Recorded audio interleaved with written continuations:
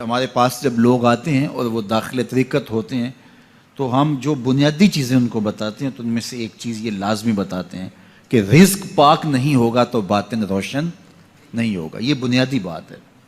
اگر رزق پاک نہیں ہے تو میرے حضور نے ارشاد فرمایا کہ ایک بندہ سفر کر کے کعبۃ اللہ کے صحن میں پہنچتا ہے اور کعبے کے پردوں کو تھام رہا ہے, وہ یمد یدیہ, اور لمبے لمبے ہاتھ کر کے کہتا ہے اے اللہ, لیکن اس کا کھانا حرام ہے, اس کا پینا حرام ہے, اس کا لباس حرام ہے, وہ غزیہ بالحرام, اس کو غذا حرام سے دی گئی ہے. میرے حضور نے فرمایا اس کی کوئی دعا قبول نہیں ہوگی. سفر کیا, جنگل پہاڑ کاٹے, سمندروں کو پاٹ کر کے آگے گیا, ہواؤں کے کلیجے چیر کے آگے بڑھا, مہینوں کی مسافتیں طے کر کے گیا اور کعبۃ اللہ کے سامنے کھڑا ہے, سین حرم میں مطاف میں کھڑا ہے, لیکن اس کا جسم حرام سے پلا ہے. اس نے جو پہنا ہے اس لباس کا تانا یا بانا حرام کا ہے, اس کو غذا حرام کی دی گئی ہے, اس نے پیا حرام کا ہے, اس نے کھایا حرام کا ہے, تو پھر اس کا یہ سارا سفر رائے گاں چلا جائے گا, اس کو کچھ نصیب نہیں ہوگا. تو سب سے پہلی شرط اس عنوان سے عقل حلال ہے. اس کے بعد پہ صدق مقال ہے کہ آپ کی زبان جھوٹ نہ بولے.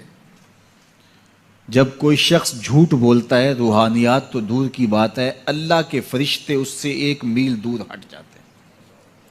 جب کوئی شخص جھوٹ بولتا ہے تو حدیث پاک میں آتا ہے اس کے منہ سے ایک خاص قسم کی بدبو نکلتی ہے. اس بدبو کو ہم نہیں سونگھ پاتے لیکن فرشتے سونگھ لیتے ہیں, چونکہ فرشتے انتہائی حساس مخلوق ہے, اور وہ جھوٹ کی وجہ سے نکلنے والی بدبو کو سونگھتے ہیں. اللہ نے حضرت امام اعظم امام ابو حنیفہ رضی اللہ تعالیٰ عنہ کو یہ بصیرت عطا کی تھی اور یہ باطنی نظر بخشی تھی کہ جب کوئی شخص وضو کرتا تھا تو اس کے وضو کے پانی سے پہچان لیتے تھے کہ یہ کس گناہ کا مجرم ہے. جب بندہ وضو کرتا ہے تو وضو سے ہاتھوں کے گناہ جھڑتے ہیں, منہ کے گناہ جھڑتے ہیں, تو وہ وضو کے پانی سے اس بات کو محسوس کرتے تھے. اللہ نے ان کو وہ بصیرت عطا کی تھی, لیکن انہوں نے اللہ کی بارگاہ میں عرض کی مالک مجھ سے یہ چیز چھین لے, یہ چیز مجھے نہیں چاہیے. لوگوں کے بارے میں جو ہے وہ ایسا گمان پھر پیدا ہوتا ہے.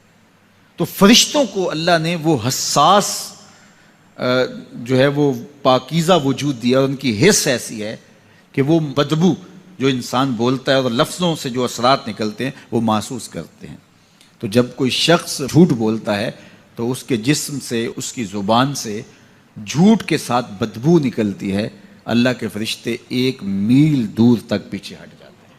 تو مجھے بتائیے, جو شخص جھوٹ بولتا ہو کیا اسے کوئی روحانی مرتبہ مل سکتا ہے؟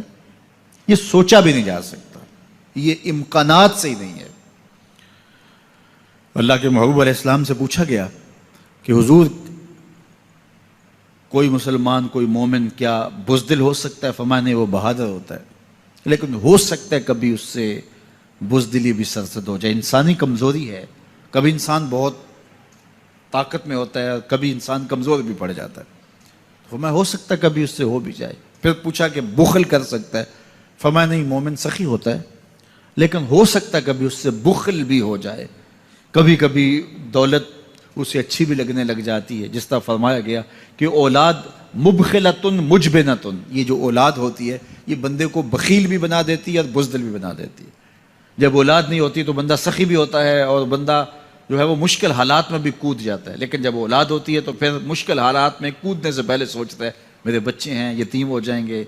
اس کو یہ خیال آتا ہے, پہلے ایسے مال لٹاتا ہے لیکن اولاد ہو جائے تو پھر وہ اولاد کا سوچتا ہے کہ ان کے لیے کچھ میں جمع کر لوں.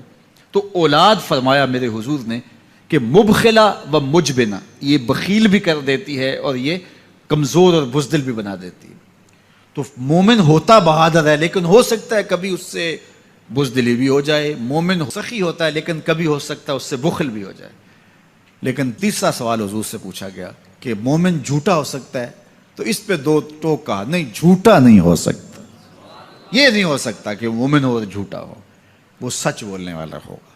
تو عقل حلال اور صدق مقال, یہ 2 خوبیاں جو ہیں یہ اہل اللہ کا ترائے امتیاز ہے.